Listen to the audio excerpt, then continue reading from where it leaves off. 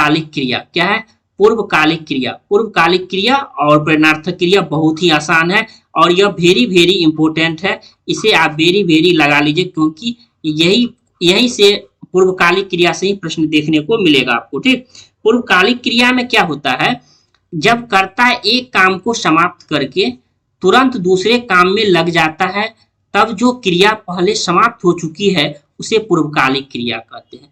जैसे एग्जाम्पल से समझते हैं, पुजारी जी ने नहाकर पूजा किया। नहाकर, क्या करके? नहाकर। वह सामान चुराकर भाग गया।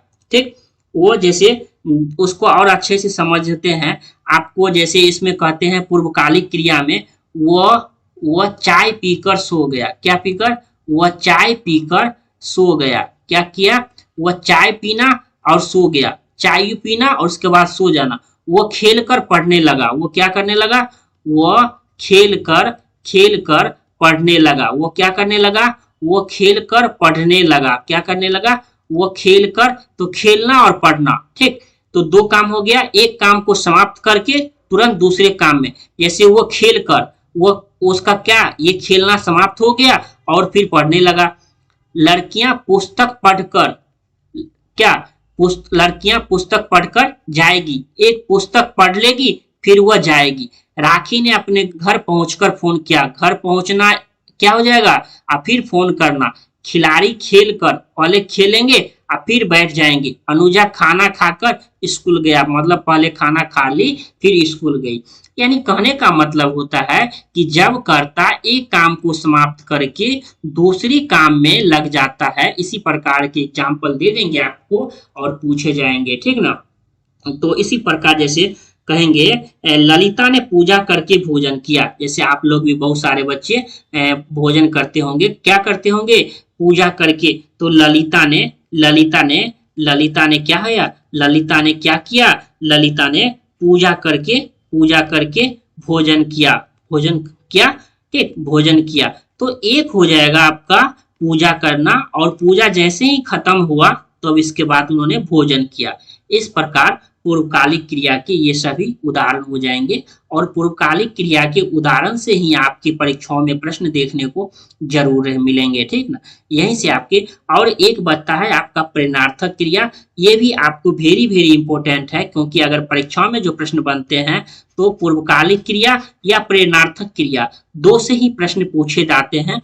तो प्रेरणार्थक क्रिया भी आपको अच्छे से पढ़ना होगा क्योंकि प्रेरणार्थक क्रिया और पूर्वकालिक क्रिया दोनों से फिक्स है कि आपके यहीं से प्रश्न आपके पूछे जाएंगे, क्योंकि मैं वही ऐसे ही टॉपिक बता रहा हूं जहां से टॉपिक जो है आपके परीक्षाओं में पूछते हैं। ठीक, और यह भी आप नोट डाउन उस ऐसे जैसे प्रेरणार्थक क्रिया और पूर्वकालिक क्रिया दो को आप अच्छे से पढ़ेंगे। पढ़ना सब है लेकिन दो को विशेष ध्यान देना है। ठीक, कहता है जिस क्रिया के प्रयोग से यह पता चलता है कि कर्ता स्वयं कार्य न कर कर किसी और से कार्य करवाया जाता है, यानी करवाया जा रहा है तो उसे और किसी और को कार्य करने की प्रेरणा देता है। कहता है, कहने का मतलब होता है कि जो भी करता होगा ना वो खुद अपना काम नहीं करेगा, दूसरे से करवाएगा। क्या करेगा? खुद अपना काम नहीं करवाता है, करता है और दूसरे से क्या होता है? वो दूसरे से काम करवाता है। जैसे कहते हैं मालिक नौकर से कार साफ करवाता है, यानी मालिक खुद नहीं करता है, करवाता है। क्या करता है? काम खुद नहीं करता है, वो क्या करता है? काम करवाता है।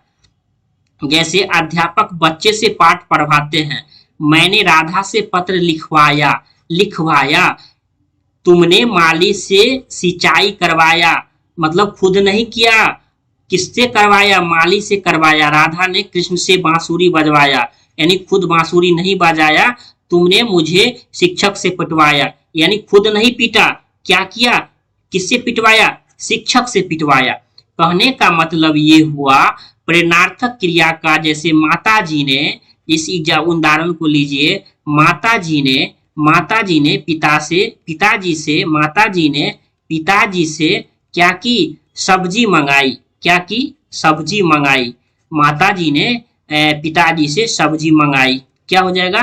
किससे मंगवाई? माताजी जो है ये खुद नहीं गई, पिताजी से मंगवाई। तो माताजी खुद काम नहीं की लेकिन पिताजी से सब्जी मंगाई।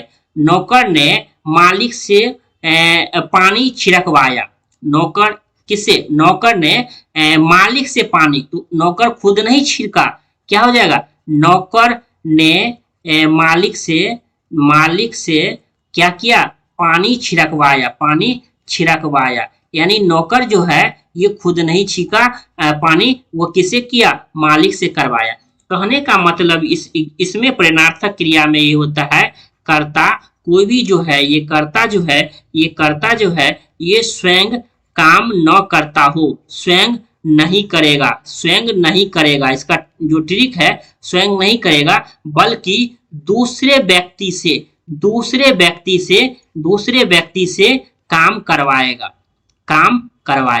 ठीक, काम करवाएगा। यानी कोई भी काम जो है ये कर्ता, कोई भी व्यक्ति जो है ये खुद काम नहीं करके दूसरे से करवाता हो, तो यह हमारा प्रेरणार्थक क्रिया हो जाएगा। इस प्रकार क्रिया से बहुत छोटा टॉपिक है और आप आसानी से समझ भी गए होंगे, ठीक। तो यह प्रश्न जो है ये जितने भी इससे बनेंगे, ठीक, एमसीक्यू क्वेश्चन में हम प्रैक्टिस कर लेंगे, एक भी क्वेश्चन आपकी परीक्षाओं में नहीं छूटेगा, मैं इसकी उम्मीद करता हूं। और इसे आप अच्छे से रिवीजन कर लीजिए और अच्छे से पढ़ लीजिए, छोटा सा टॉपिक है जहां आपके परीक्षाओं में अच्छे स्कोर ला सकते हैं। धन्यवाद साथियों, पढ़ाई करते रहिए।